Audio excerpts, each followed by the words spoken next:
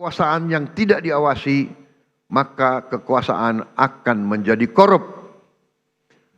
Kekuasaan yang absolut akan menjadi korup secara absolut.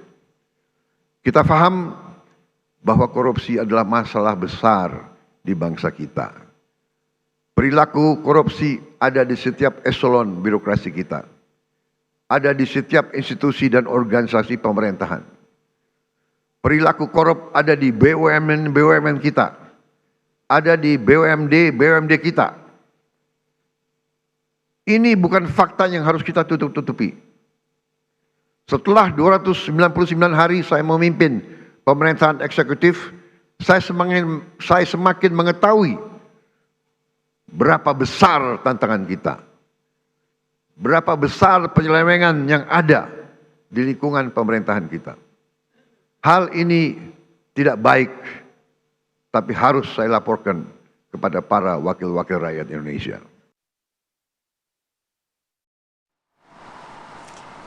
Kembali kita lanjutkan dialog di Apa Kabar Indonesia Pagi. Saya mau ke Prof. Gunggun.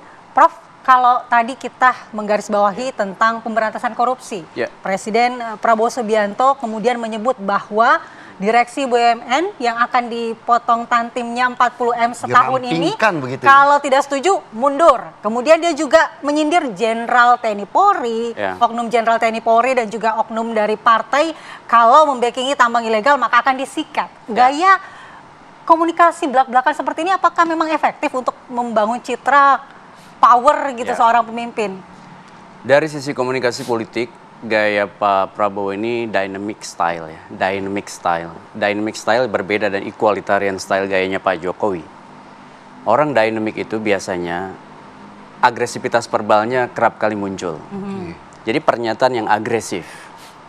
Dan dalam banyak studi tentang komunikasi politik elit itu bisa menjadi positif, bisa menjadi negatif. Kalau kemudian CPM-nya atau Communication of Privacy Management-nya itu tidak terkelola dengan baik, bisa negatif. Tapi kalau seperti apa, maksud saya begini, tadi kan ada semacam pernyataan yang tegas dan cenderung sebenarnya agresif.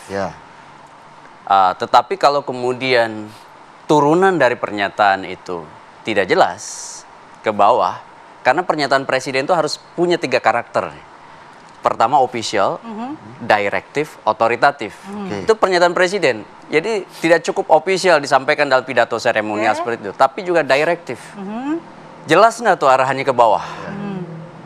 Sehingga kemudian pernyataan tidak hanya tinggal pernyataan, melainkan masih bersayap, berkonsekuensi pada membangun sistem. Itu yang paling penting.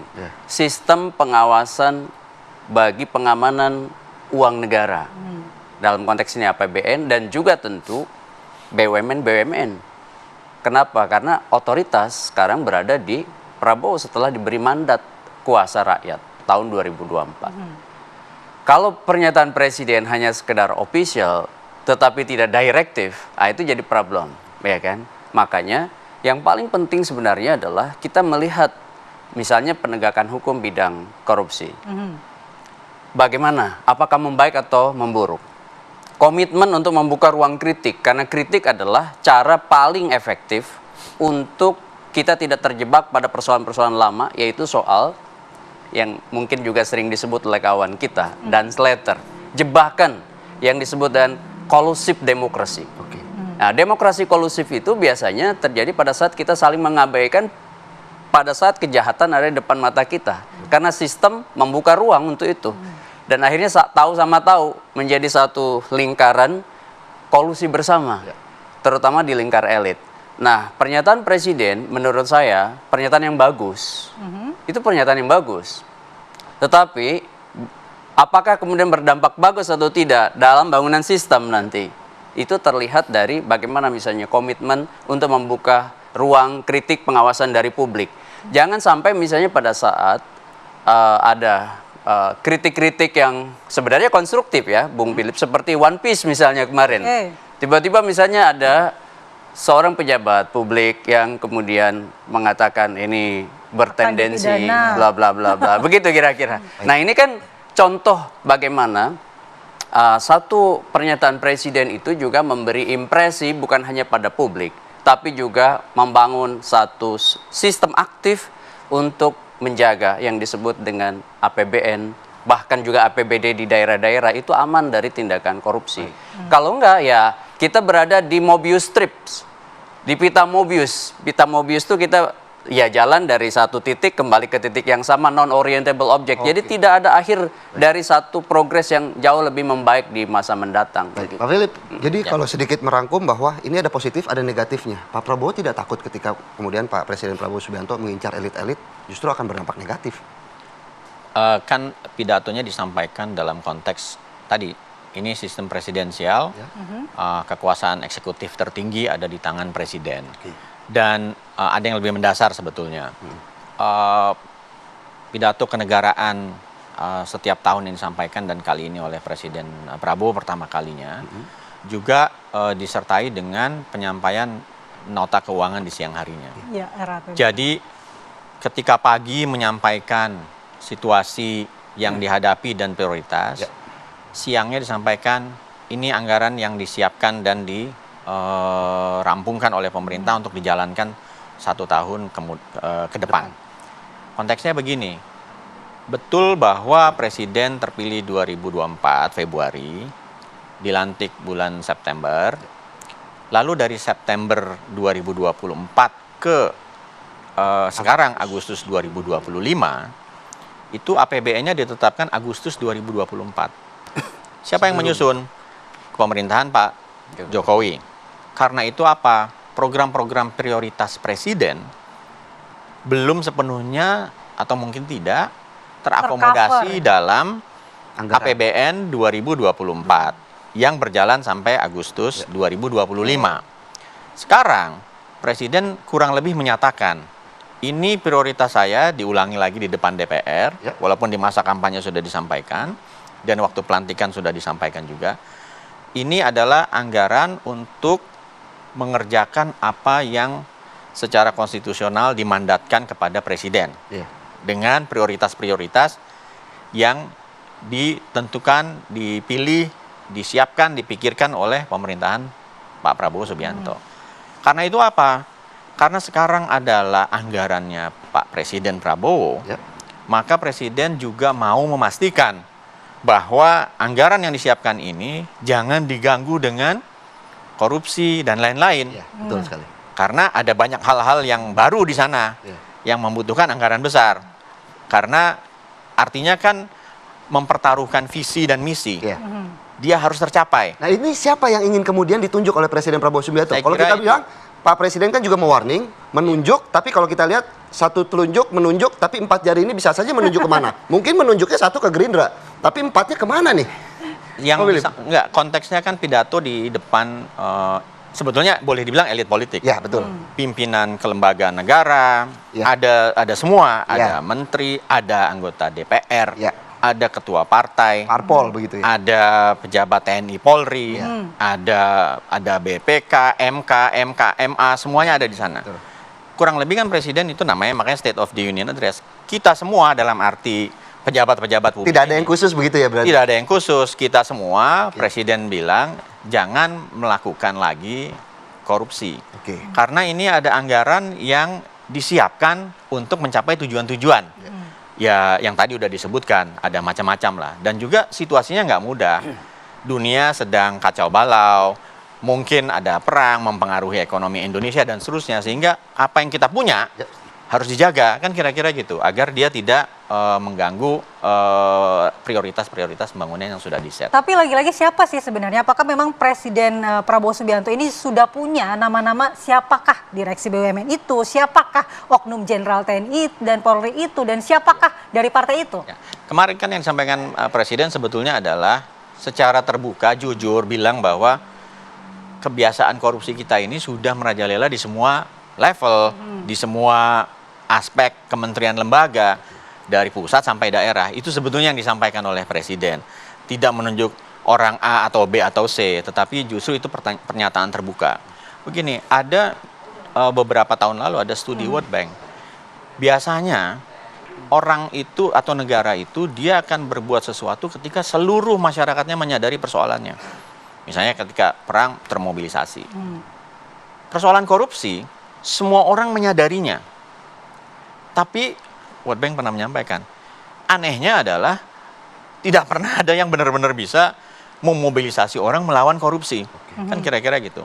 Nah mungkin tadi yang disampaikan oleh Mas Gun-Gun, kali ini pernyataan Presiden lebih tegas bahwa komitmen ditetapkan sama-sama di depan di dalam gedung DPR MPR, di mana seluruh pimpinan lembaga, menteri dan pejabat-pejabat terpilih lain ada, sehingga itu semacam oke, ayo kita bereskan soal ini, karena ini ada anggaran yang dipertaruhkan untuk kita ke depan. Kira-kira sebetulnya itu. Jadi nggak menyasar satu atau dua orang atau satu pihak. Oke, tapi bagaimana memastikan Mas, anggaran yang diefisiensi itu misalnya yang 300T tadi akan dipakai untuk program-program yang langsung menyentuh rakyat seperti MBG, cek kesehatan gratis, sekolah rakyat, justru tidak membuka celah untuk korupsi lainnya?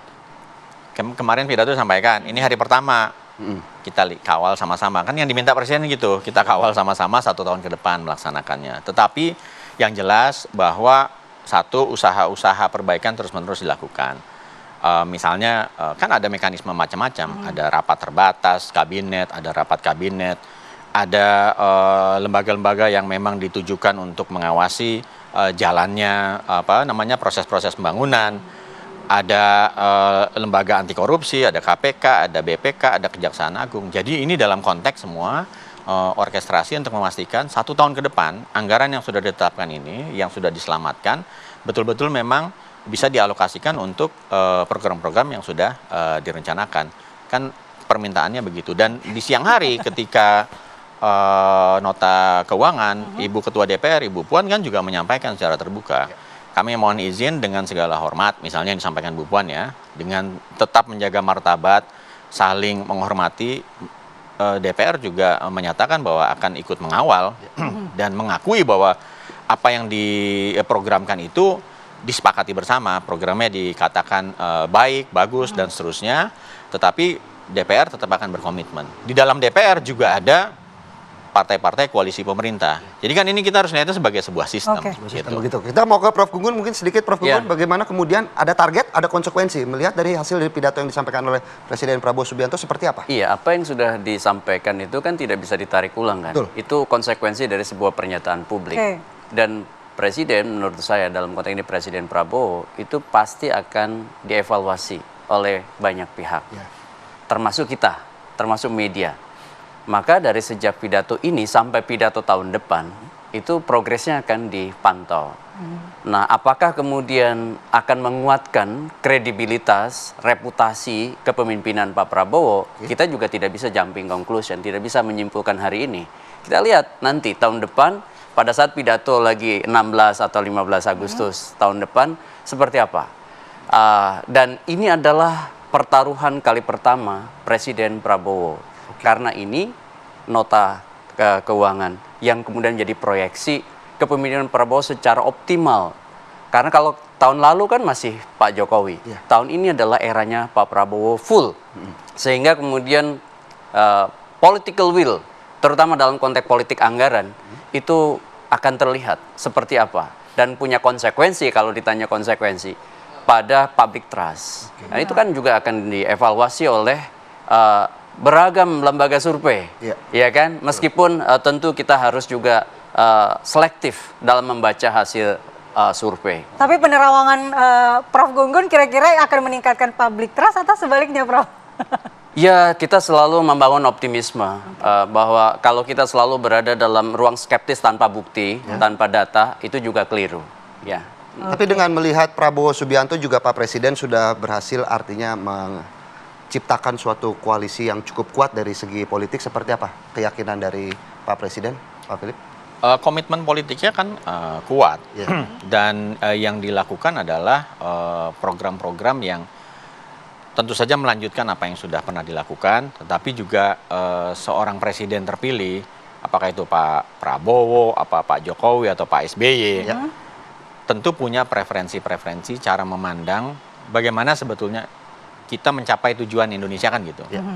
Dan ini jangan lupa juga bahwa kemarin saya kira pidatonya diawali dengan mengakui bahwa apa yang dilakukan hari ini adalah di atas apa yang sudah dilakukan oleh presiden-presiden sebelumnya di Indonesia. Gitu. Semuanya disebutkan. Semua disebut, tidak ada yang dinegasi dalam konteks itu. Artinya apa? Setiap presiden punya prioritas dan sama-sama diketahui bahwa tujuannya sama, bagaimana membawa kesejahteraan. Dan karena itu program yang sudah berjalan tentu saja yang basic, education, pendidikan dan lain-lain itu kan berjalan. Lalu ditambahkan sekarang lewat program-program tadi yang program hasil terbaik cepat lah dalam konteks Asta Cita ya. Itu elemen yang diprioritaskan oleh Presiden Prabowo, bukan berarti yang lain kan ditinggalkan, enggak juga. Cuma sekarang bagaimana orientasi preferensi dan harus dialokasikan dalam anggaran. Nggak bisa hanya mengatakan bahwa prioritasnya A tetapi tidak tercermin dalam anggaran. Dan kemarin yang disampaikan adalah memperlihatkan bahwa prioritas dan komitmen yang dibuat oleh Presiden dalam kabinetnya, Kabinet Merah Putih, itu dianggarkan. Yang tadi disampaikan oleh Prof. Gun-Gun, saya setuju bahwa memang ini adalah, makanya Presiden tegas sekali, ini prioritas kepemerintahan saat ini 1 tahun ke depan, dan ini anggarannya tentu saja punya keharusan untuk menjaga agar anggarannya betul-betul bisa digunakan untuk proses-proses dan prioritas yang ditetapkan. Ya tentunya kita berharap bagaimana 2 jempol ya Andi Kumala yang sudah diberikan tuh Standing ya kemarin. applause. Standing applause ini bisa berdampak baik untuk 1 tahun ke depan di era kepemimpinan Presiden Prabowo Subianto. Terima kasih Pak Philip untuk Mas waktunya Philip. bagi Prof. Gunggun Prof. waktunya Gunggun, untuk terima pagi hari kasih. ini. Dan pemirsa, apa kabar Indonesia Pagi masih akan kembali di segmen selanjutnya, kami masih memiliki sejumlah informasi menarik lainnya untuk Anda.